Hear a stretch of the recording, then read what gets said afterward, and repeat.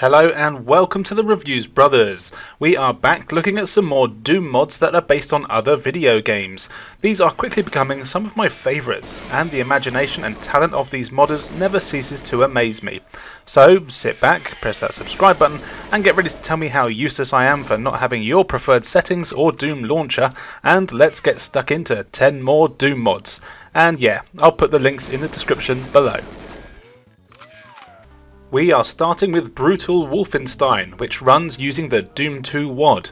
As you can guess, this is a total conversion that changes Doom 2 into Wolfenstein 3D, but with the Brutal version that includes a drastically increased difficulty, improved graphics and over-the-top gore. There's new game mechanics, new weapons, new animations, new enemy behaviour and more, and there is a whole lot here. Impressively, the mod includes every chapter and level and add-on for the original Wolfenstein and Spear of Destiny. This means you're getting over 50 levels all faithfully ported over. If you don't know, you are BJ Blazkowicz, a soldier captured by Nazis, and the game sees you starting out in a prison cell where you've managed to overpower a guard and steal his knife, and then you make it your mission to escape while killing everyone you meet along the way, including the one and only Hitler himself. Oh, and it turns out that Hitler has been dabbling in some very nasty practices, which means there's more than just soldiers waiting for you in the bases. Now this conversion is really just well done. I play all these on the GZ Doom launcher and it plays really great for me. I know a lot of people don't really like that launcher, and if you know a better one that works on Mac, tell me so I can check it out. As far as I can tell, the levels have remained the same, though I will admit I'm not as familiar with Wolfenstein as I am the Doom games, but the levels and secrets I remembered were all present and correct. And thinking about it now, there do actually seem to be a few changes to the layouts that give them more size and height. But the change in graphics and improved weapons and mechanics really make this feel like a fresh game. Levels are all very maze-like, requiring you to find the lift at the end of it, which involves hunting for keys in narrow tunnels.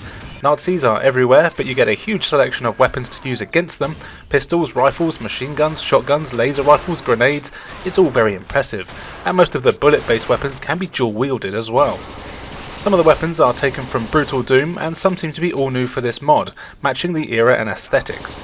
Enemies explode in a torrent of blood with the more powerful weapons and have location damage, meaning you can blow their limbs off, and be careful as they are a lot more accurate here and they don't go down without a fight. In fact, I found this really difficult. Not that it wasn't that difficult before, but I feel that it is even more so, and it works so well. The later episodes especially are really tough, and the enemies look great, and some of the gunfights are just epic here. You've probably played Brutal Doom if you're watching this, and if you haven't tried this one out, then I highly recommend you do so. It is so much fun going into some of the most intense and brutal gunfights around.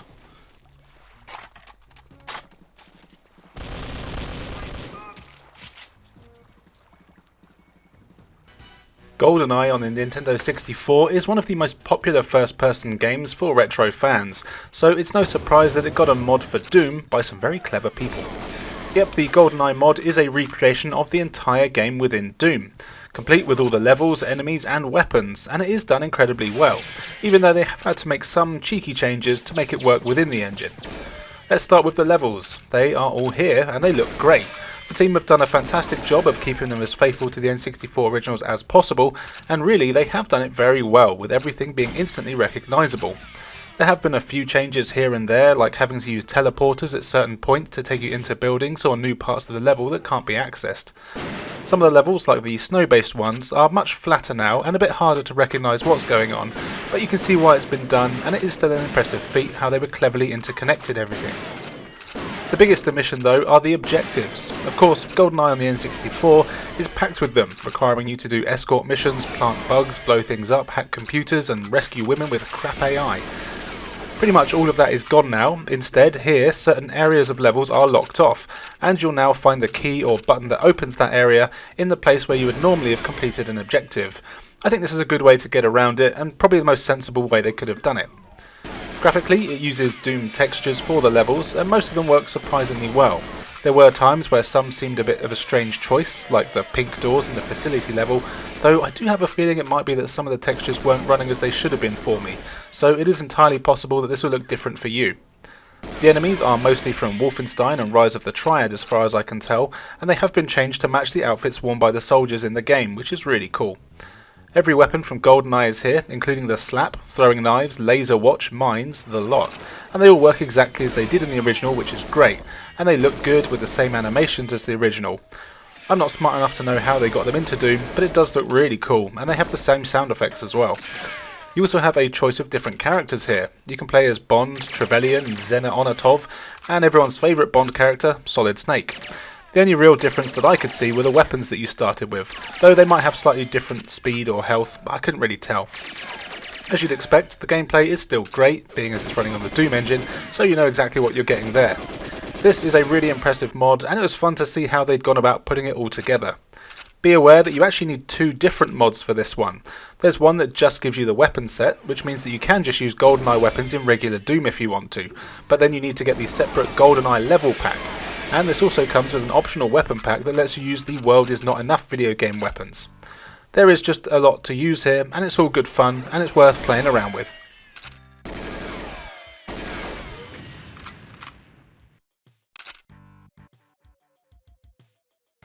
If you're old like me, you probably remember Jackrabbit quite fondly. It was a cool side-scrolling action game where you play as a green rabbit with a gun who shot turtles in the face. Now, if Jazz had gone the Duke Nukem route and made his way to 3D, this mod is probably quite close to what we would have gotten. And thanks to Pythoner for telling me about this mod in the comments of my last Doom games based on video games. See, I do listen. It's a hard as nails mod where Jazz must stop the evil Devon and his turtle and other animal based army from taking over space. You do this with a bunch of weapons through a dozen or so completely original levels that are much harder than you'd expect. This mod changes all of the enemies to various turtles, bees, dragon things and more, and they all look great with some basic animation that actually really suits the mod.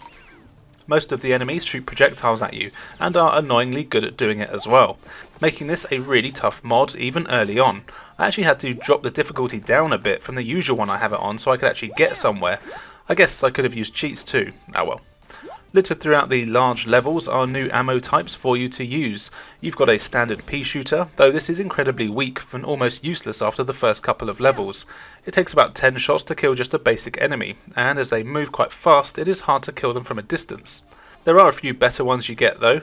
There's a shotgun which is much more powerful and has a better spread, a disc-like shot that does good damage but is slow, a rocket shot, a homing shot and a flamethrower. Oh, and there's a useless bouncing ball thing that I hate, though it is kind of powerful. All of these do have very limited ammo though, so you really have to choose when and what to use. Your pea shooter does have unlimited ammo, so you will always have something to fall back on. You'll find carrots that give you health, and a rapid fire icon that makes whatever weapon you're using much faster for a short time. I do recommend going back to the pea shooter when you get this item so you don't have to blast through all your ammo for the other weapons. The levels here are pretty large and they all look really good, and just the sort of thing you'd see in a Jackrabbit game. You go through enemy bases and weird strange planets and it's all very cartoony and bright and colourful. As normal, you've got to fight through a ton of enemies, finding keys and items to get you to the exit of the stage. And there's even things to collect for points along the way as well. And if you're into that sort of thing, some of them will even take you to a bonus level, but these are very well hidden and I didn't actually find any. They've also included music and sound effects from the original games, which just add to it of course. Overall, this is a really cool mod that's way harder than you'd expect, and I do recommend giving it a go. Thanks for the recommendation.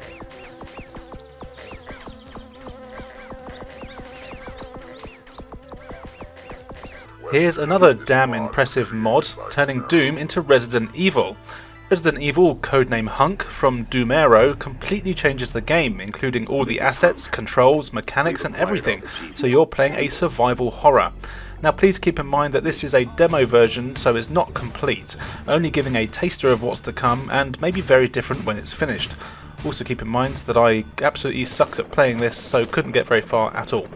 It starts with a very impressive intro, providing some context as to why Hunk is stuck where he is, and it's the usual. The T-Virus and its zombie creations are all going on a rampage, so Hunk, being the badass he is, goes to stop it.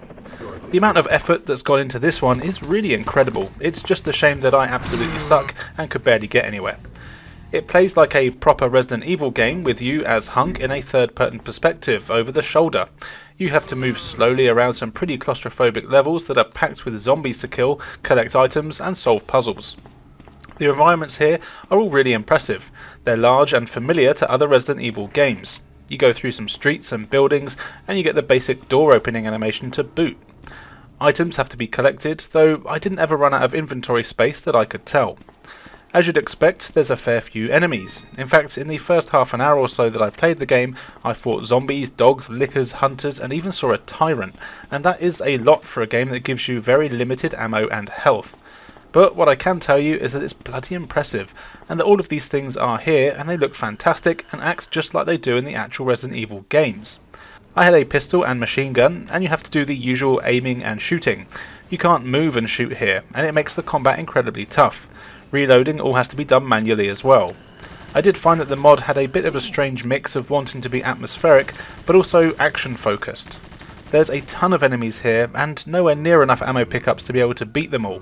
This actually made it quite annoying for me to play. I did try quite a lot, and I tried a mix of running from battles as well as doing the whole couple of shots to stun them and running past them, and I tried to just shoot them all in the head, but every time it ended the same for me.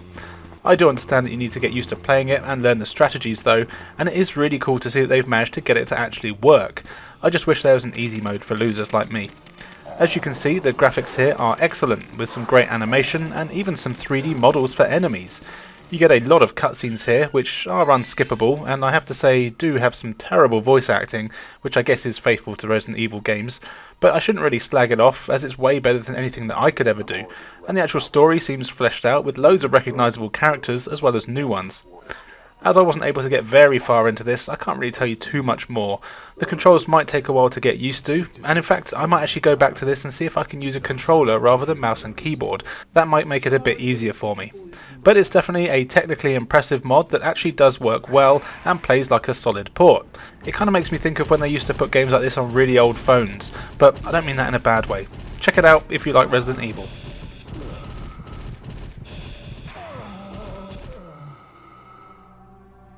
Sticking with survival horror, here is Silent Hill Mobile TC, which I think stands for Total Conversion.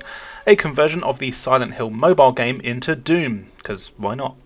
Rather than being a third-person game though, this is actually a point-and-click adventure game. It's got a few stories in, and you start out as Ben, who has the compulsion to go back to the old orphanage that he grew up in. He's not sure why. He goes there to find that it's completely empty and creepy, and decides to have a look around. It doesn't take long for all sorts of strange things to happen, like finding other people trapped in the building and monsters popping up all over the place that want you dead. As it's a point-and-click adventure, most of everything is controlled by clicking things with your mouse. To move, you point to doors and corridors, and the cursor will change to an arrow indicating that you can move. And you'll want to point at just about everything where possible to see what you can interact with, look at, pick up or push, and you should try doing everything you can in case something helpful happens. The main objective is to find items to combine or use elsewhere to let you get further into the game and eventually escape. You find weapons, as there are enemies here as well, and you'll need to fight them off at times, but I didn't actually come across any enemies. In fact, I wasn't really able to get very far into the game at all, as it either glitched on me, isn't quite finished, or I was just totally missing something. I got to a part where there's a key in a pan, and you've got to light the stove to melt the crap in the pan to get the key free. I did all this, but the game wouldn't let me pick up the key. I had to resort to looking up a guide, and I had completed all the steps that were shown in the guide of lighting the fire, closing the door, then using the tongs to get the key out, but it just wouldn't let me do it. This was a real shame, as I am actually a fan of games like this and would have liked to have carried on playing. The graphics are okay, they're all in sepia and are meant to be on a mobile phone, so having it on my larger monitor did actually make things very pixelated, and it was often hard to see what actually things were, or what was an item and what was just a bit of a background. This is why I just tried interacting with everything. It would have been nice if they added more colour, so it wasn't just your inventory that had some. The actual gameplay itself is fine, other than not working. After all, it is just clicking things with the mouse, so works well. It's a deliberately slow-paced game, like most of these ones, but by the time I was stuck, I didn't really have the patience to start again. I think I would still recommend giving this a try though. If you're a fan of Silent Hill, it does have a cool atmosphere, and I do actually think I will go back and try again at some point, just to see if it was me being an idiot or not. But I have a ton more games to play, so for now, the creepy orphanage will have to wait.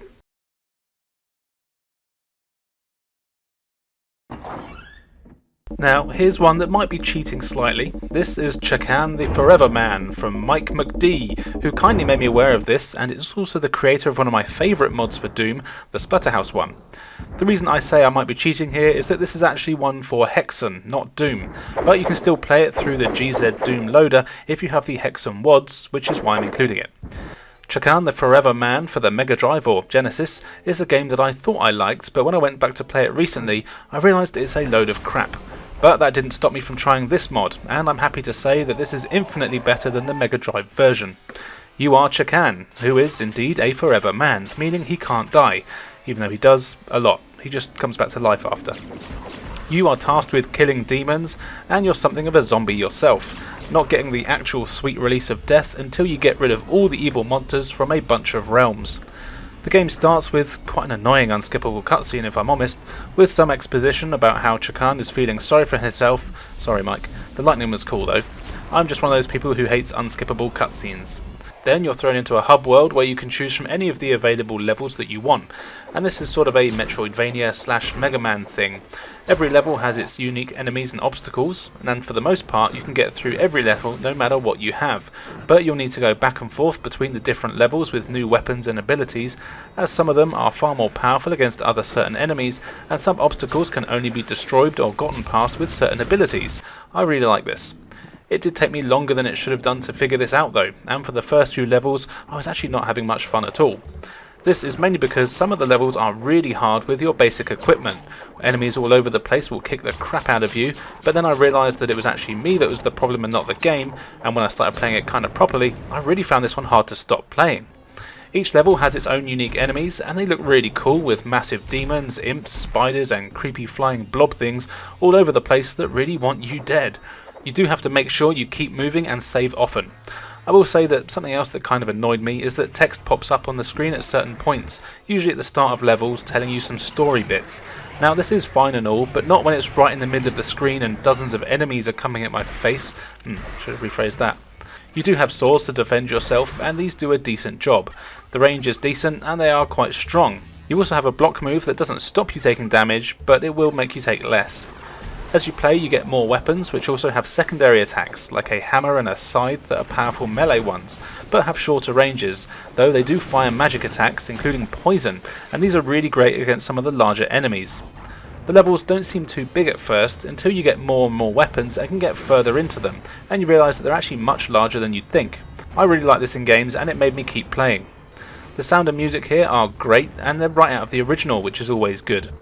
I haven't finished this yet, and I actually think I might need to restart it on a lower difficulty, as it is really easy to die. I was getting my ass kicked a lot here, which kind of matches up with the original game. There are enemies here that will kill you in seconds if you're not careful. You can find items like health potions, but still, the flying monk people are some of the most annoying enemies I've found in a game like this. Don't bother with the fire level if you don't have any projectiles. But this is still a really cool mod that does a great job of bringing Chakan to 3D, and actually giving him a good game to be in. It's a hell of a challenge, but that's kind of the point. Definitely give this a go if you can. And Mike, if you're watching, if you can do Toe Jam and Earl next, that would be great. Thank you!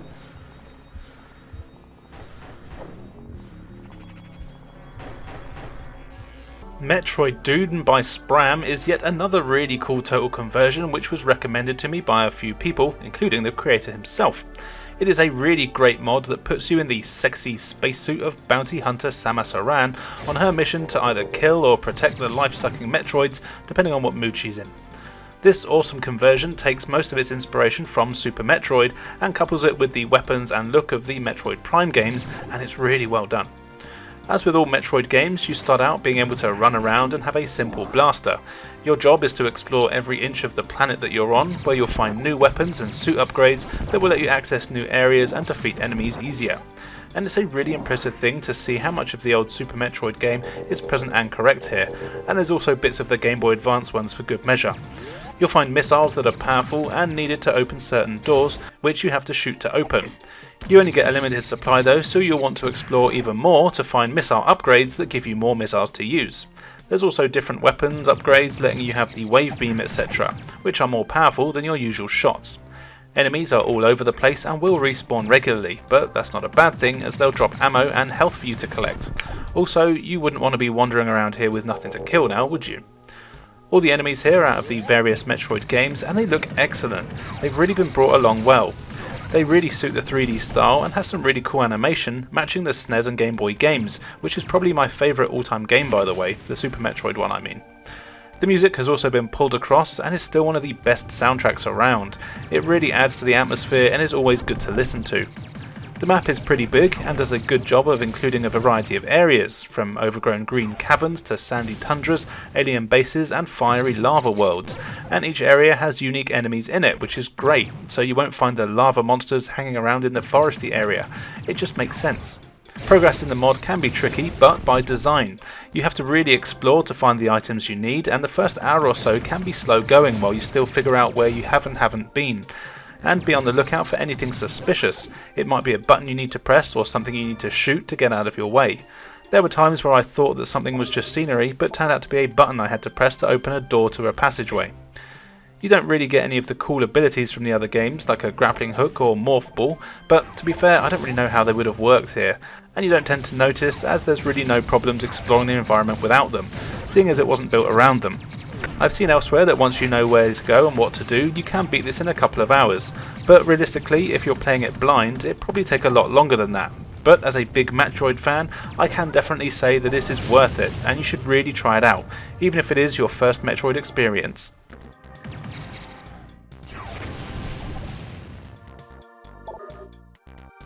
And now for something completely different. Here is Sonic Robo Blast 2, and this might be another one that's cheating as it's available as its own downloadable game, which is how I'm playing it here. But it was recommended to me on every single other mod video that I've done, so I had to include it. This is a crazy impressive total conversion that turns Doom into a proper 3D Sonic game that's actually better than basically any other 3D Sonic game that I've played. It's the usual Sonic story though, so you have to stop Eggman from being a prick. You can choose to play as either Sonic, Tails or Knuckles, or you can have Sonic with Tails following you, like in Sonic 2 on the Mega Drive.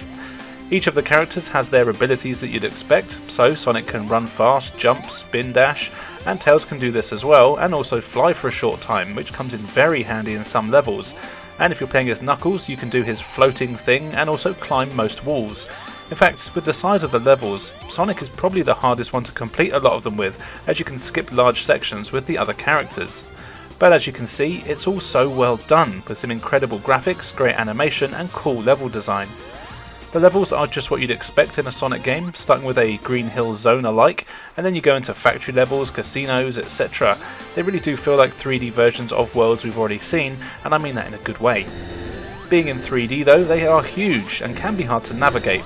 I did find there were times where I had no idea where the hell I needed to go, or if I was in a place I'd already been, but after a few minutes I tended to figure it out. The levels are packed with enemies and they all look right out of the Sonic games, with similar attacks as well, and at the end of each world you'll fight Robotnik himself. There are the usual Sonic things in levels, like rings that give you an extra hit if you have some, or an extra life if you get 100. There's also a bubble shield, fire shield, electric shield and running shoes that make you run even faster. And what's nice is that here Sonic is actually fast. You move a hell of a pace and it all runs very smoothly. The graphics are of course fantastic and I really can't praise them enough. I would have loved a Sonic game like this on the Saturn or Dreamcast. The only thing I have to really complain about are the controls. I did use a PlayStation 4 controller to play this on my Mac and it did work perfectly, but it was still very twitchy thanks to the high speeds, making it really hard to be precise in collecting items and jumping on enemies. It was much harder than it needed to be. Also, there is a lot of precise platforming you need to do and I did find this tough to pull off at times. But really it is a perfectly manageable game and it's still a hugely impressive achievement. You have full control over the camera as well, which helps and actually works well. You can tell that this was made with a lot of love and is absolutely a must play for any Sonic fan out there. The fact that you can download this separately for PC or Mac completely free is amazing, and even me, someone who's not a particular fan of Sonic, should get some fun out of it. I do intend on going back and finish it in fact. So yeah, definitely one to try.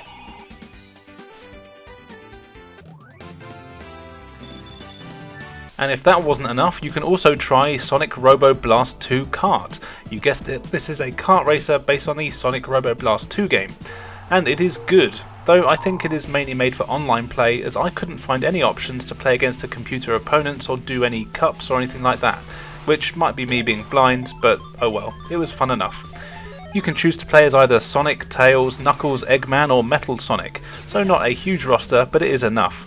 Then you can choose from a surprisingly large selection of tracks, each of which is based on a level or world from the Sonic Robo Blast 2 game.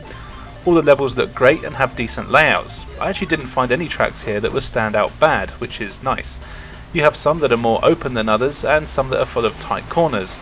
There's also quite a few shortcuts thrown in, which is always good in a racing game. Again, I was using the control pad, which made this a really easy game to play. I could only do time trials or solo races without going online. The time trials do give you the option to have ghosts which show the best times and laps, so technically you are racing against people, but only the fastest time, so there's no way I was going to be beating any of those anytime soon. There's power-ups, but on my modes all that I could try were the boosts. But these are all good and easy to use, and you can power slide like in any good racing kart game, and the physics here are decent and they're easy to pull off with just a little practice.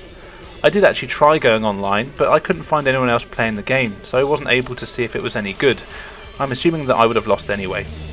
The sound and music here are very good, featuring tracks from other video games, and what's nice is that it tells you what game they're from, and they actually all work really well here.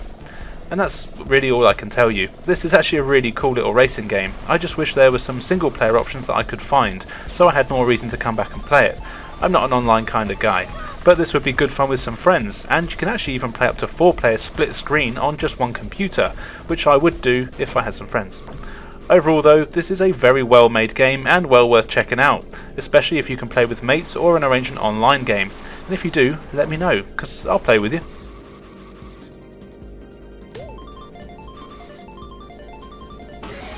And finally for today, here is Super Doom, which is a mod that changes the gameplay to be like the awesome VR game, which I know isn't just in VR, Super Hot.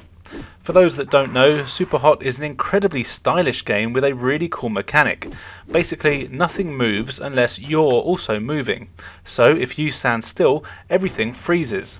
This is a requirement, as you and enemies only take one shot to kill, and if you die it's back to the start of the level, and it works so damn well here in Doom. You start with just fists and a single enemy, but you'll soon pick up a pistol, shotgun and machine gun. All bullets can be seen, so when an enemy shoots, you want to freeze so you can work out your next move and how to dodge the bullets. As soon as you move, that bullet will start moving at quite a fast pace, and you need to do your best Neo impression to get around it and shoot back. You will have to be careful, as weapons have very limited ammo though, and they can't be reloaded. Once you run out of ammo, you've just got to find another gun or just drop the one that you have. There aren't many levels here, but they do get progressively harder, with the final level seeing you take on a cyber demon in a battle that took me way longer than it probably should have done. He is one hard bastard, but he is beatable. When you're good, you could probably beat the whole thing in about 15 minutes, but it's just so much fun to play, and it's one of those mods that can give to a friend to see how they get on with it. The graphics have been updated to match Super Hot, so it's all black and white except for the enemies and bullets, which are red. The style works really well and it's a lot of fun to play. There isn't really much else I need to say about this one, as it is a fairly basic mod, and I don't mean technically, I just mean it's a case of standing still and working out your moves and killing everyone on the levels to move on to the next one while dodging their shots like a badass. But I had a hell of a lot of fun going through this one, and I really would highly recommend that you all give it a go.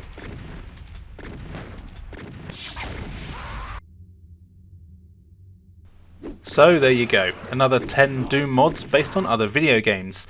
Yep, there are still loads out there, including some that I couldn't get to work, like the Mega Man mod, but I'll keep trying, as no doubt there'll be a part 3 of this topic, so keep your suggestions coming. I want to know what I should be trying out.